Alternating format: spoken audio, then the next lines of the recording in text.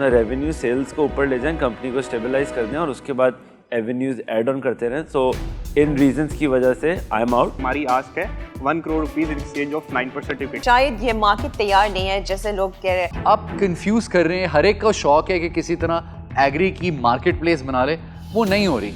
और आप भी जो जवाब दे रहे हैं वो ही दे रहे हैं जो हमने सारी कंपनियों से सुने हुए हैं। रबील बड़े चुप बैठे हैं, ये भी जलील हुए हैं। मैं भी जलील हुआ हूँ।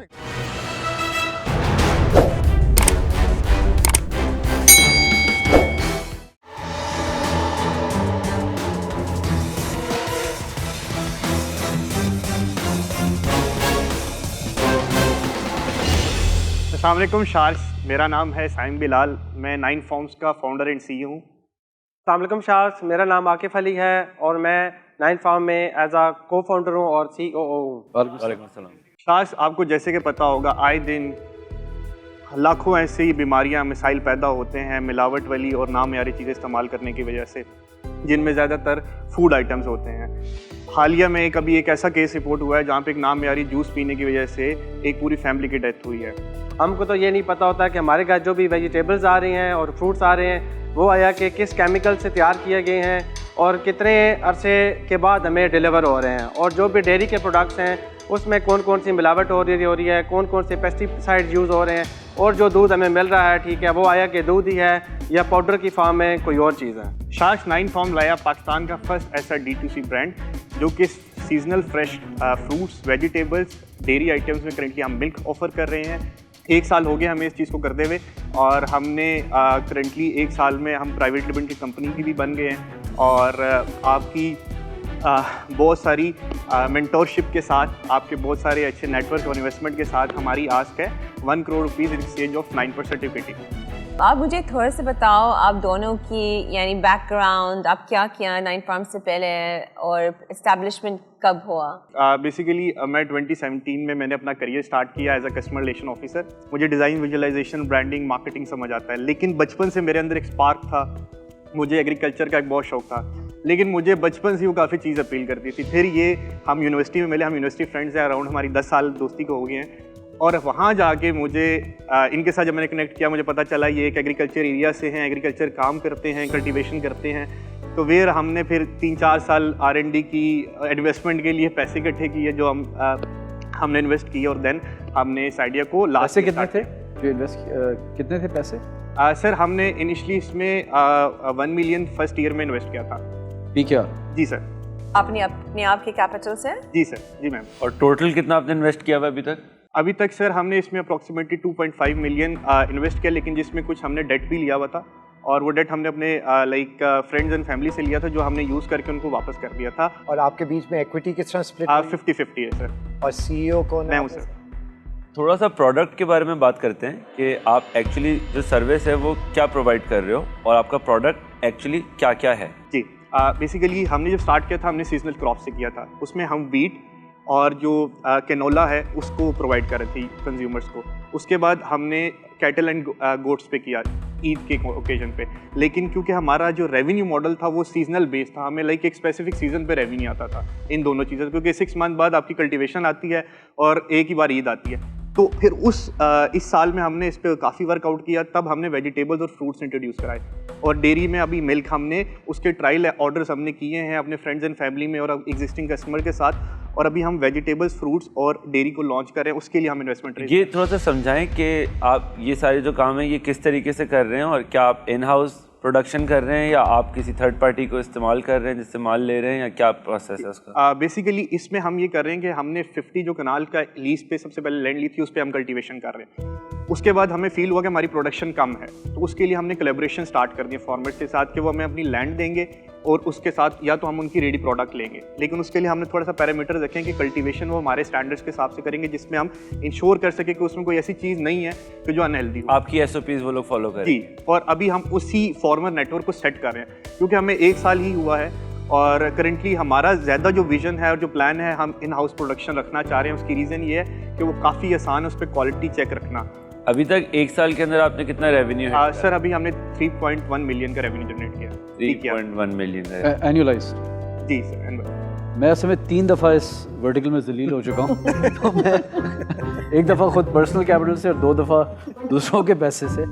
तो एक कंपनी थी मंडी एक्सप्रेस, कुछ कर रही थी वही जो आप करने की कोशिश कर रहे हैं, लेकिन वो मंडी से लेते थे। इस तरह आपका मॉडल थोड़ा सा यूनिक है कि आप सिफ्ट करके फ्रेश प्रोड्यूस ला रहे हैं। उसके बाद B2B में हम गए, हमने कहा चले वो नहीं वर्क किया तो अब इसको ट्राई करते हैं। आप भी मेरे ख्याल से सेकंड वाली में मेरे साथ, तो उसका मैं नाम नहीं लूँगा बिकॉज वो पिवट करेंगे एक और अच्छी चीज़ में। लेकिन वहाँ पे उन्होंने कहा चले भाई मंडी जाते हैं, मंडी से लेके अब रिटेल को बेचते हैं, कंज्यूमर को छोड़ दें वो कॉस्टली पड़ता है। मॉडल में मैं थोड़ा सा समझना चाहूँगा क्योंकि इसमें सबसे बड़ा जो आपकी डाइवर्सिटी है इधर, एक तो कोल्ड चेन का मसला है दूध और डेयरी के साथ, दूसरा प्रोड्यूस की स्पॉइलेज होती है, सिफ्टिंग होती है, सॉर्टिंग होती है, फिर लॉजिस्टिक्स, और फिर जो लास्ट माइल है उसका भी खर्चा ठीक ठाक हो जाता है। तो थोड़ा सा मुझे ये ब्रेकडाउन ज़रा समझाएं कि इसको आप किस तरह टैकल करेंगे। सर आपका काफ़ी अच्छा क्वेश्चन है। बेसिकली मेरे पास क्योंकि मैं लिंक्डइन पे काफ़ी एक्टिव हूँ और मैंने काफ़ी सारे फेल स्टार्टअप्स जो कि कॉमर्स में थे या ग्रॉसरी में थे उनको पढ़ने की कोशिश की है।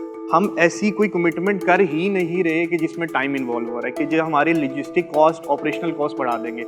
हम सेम डे में डिलीवरीज करेंगे। सेकेंडली लेकिन किस तरह करेंगे अपनी लॉजिस्टिक्स? जी सर, मैं आपको उसके लिए अभी करंटली जो हमारा प्लान है, क्योंकि अभी भी हम रावलपिंडी इस्लामाबाद बेस्ड हैं सर, हमारा ये प्लान है कि जो हम मार्केटिंग करेंगे, हमारे पास इन्वेस्टमेंट रेज करने के बाद हम वो स्पेसिफिक एरिया में करेंगे, एक रेडियस में करेंगे। हम ये नहीं करेंगे हम पूरे रावलपिंडी और इस्लामाबाद में हर जगह हमारा ऐड चल रहा होगा, कहीं से एक जगह से ऑर्डर आ रहा है, कहीं से एक जगह से। आपने जोन, हम एक 4 किलोमीटर का जोन बनाएंगे, उस पर हम एक राइडर असाइन करेंगे, वो ही उस 4 किलोमीटर के जो जोन है उसको कवर करेगा, जैसे फूड पांडा में होता है। और हमारा जो सेकेंडली एक मेन रीजन इन्वेस्टमेंट रेज करने का ये भी है कि हम ईवी पे जाना चाह रहे हैं कि हम ईवी बाइक्स रखें जिससे हमें कॉस्ट जो है, जो डिलीवरी कॉस्ट है वो कम हो।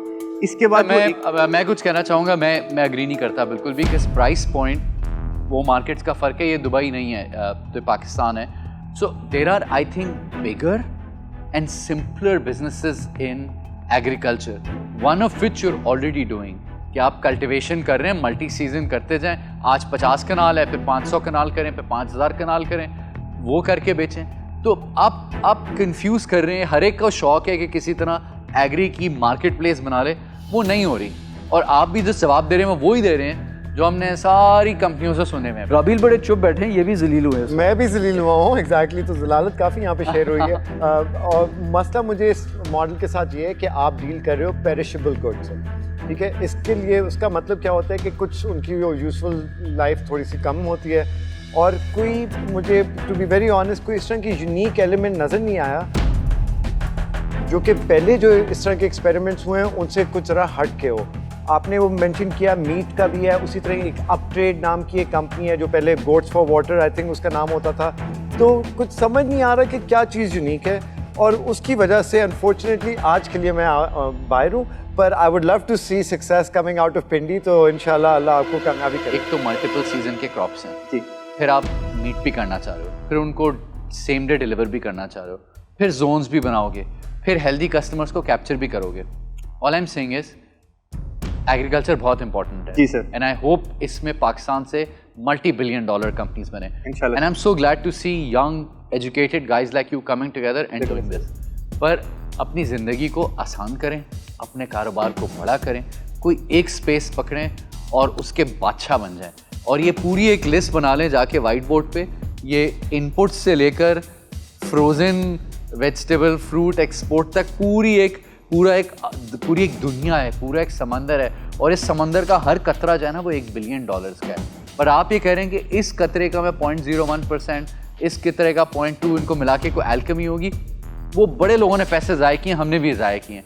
तो मेरी आपसे गुजारिश है, आप लोग ऑलरेडी उतर गए हैं मैदान में, 50 कनाल का आपके पास फार्म है, फिगर आउट करें what's that one area where you will become the dons of that market, and I am sure you will win.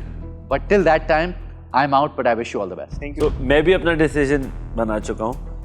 मैं बहुत एग्री करता हूँ बाकी शार्क्स के साथ। मुझे लगता है आप बहुत डाइवर्सिफाई हो चुके हैं और बहुत स्कैटर्ड किस्म का मॉडल सेट हो गया है कि हम ये भी करेंगे, हम वो भी करेंगे, हम वो भी करेंगे, हम सब करेंगे। तो सब करने के चक्कर में कहीं पर भी हमारी स्ट्रेंथ नहीं नज़र आ रही मुझे। तो मैं आप लोगों को ये एडवाइस करूँगा कि जैसे जुनैद ने बोला, आप कोई सी भी एक चीज़ को पकड़ें और उस पर बहुत फोकस करके पहले अपना रेवेन्यू सेल्स को ऊपर ले जाएं, कंपनी को स्टेबलाइज कर दें और उसके बाद एवेन्यूज़ ऐड ऑन करते रहें। सो इन रीजंस की वजह से आई am out, but I wish you all the best. Thank you so much. मेरी एडवाइस ये होगी कि मैं आपको कहूँगा यार प्लीज़ जो D2C वाला कंपोनेंट है ना, आखिरी लास्ट माइल वाला, वो बहुत ही वॉलेटाइल होता है। Price, fuel volatility, delivery cost, और मेरे ख्याल से आपको बड़ी मुश्किल से मिलेंगे ऐसे लोग जो इतनी वैल्यू कर रहे हैं, जो प्रोड्यूस प्राइस सेंसिटिव मार्केट है, वो देखते हैं कि यार किसके पास सबसे कम प्राइस में पर किलो मिल रही है चीज़। तो मैं भी आज माजरा करूंगा ताकि मैं चौथी दफ़ा but I wish you the best of हो गई, अब शायद मसला हल हो जाए। मैं सिर्फ एक चीज़ ऐड करना चाहूँगा पोटेंशियली, लेकिन यहाँ पे देखें, एक चीज़ होती है कि कोई कर नहीं सका यानी कोई करेगा। तो मुझे इस चीज़ का यकीन है कि अगर ऑब्वियसली अगर अल्लाह ताला की मर्जी हुई। वॉरेन बफेट साहब को जानते हैं? वॉरेन बफेट का नाम सुना है? दुनिया के सबसे ग्रेटेस्ट इन्वेस्टर हैं। उन्होंने कहा था कि when a management with a good reputation enters an industry with a bad reputation, it's the industry which keeps its reputation. ये मुश्किल काम है काफ़ी यार, हम बता रहे हैं ना आपको। चलो मैं आपको बता देती हूँ। देखो मेरे पास भी थोड़ा एडवाइस है। जो मैंने देखा है सऊदी में और दुबई में जो प्लेटफॉर्म्स ऐसे चल रहे हैं, मैंने नहीं बताया कि थोड़ा सा और सी चीज़ होती है। शायद ये मार्केट तैयार नहीं है जैसे लोग कह रहे हैं।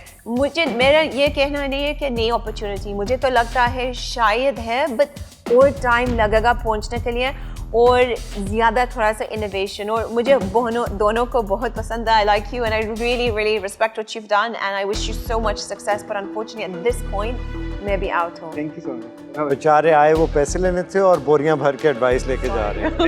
Sorry guys, but पर लाइक you'll do well. सेब तो छोड़ जाए हमारे लिए। नहीं प्लीज। बहुत शुक्रिया आप लोगों का। Thank you guys, thank you.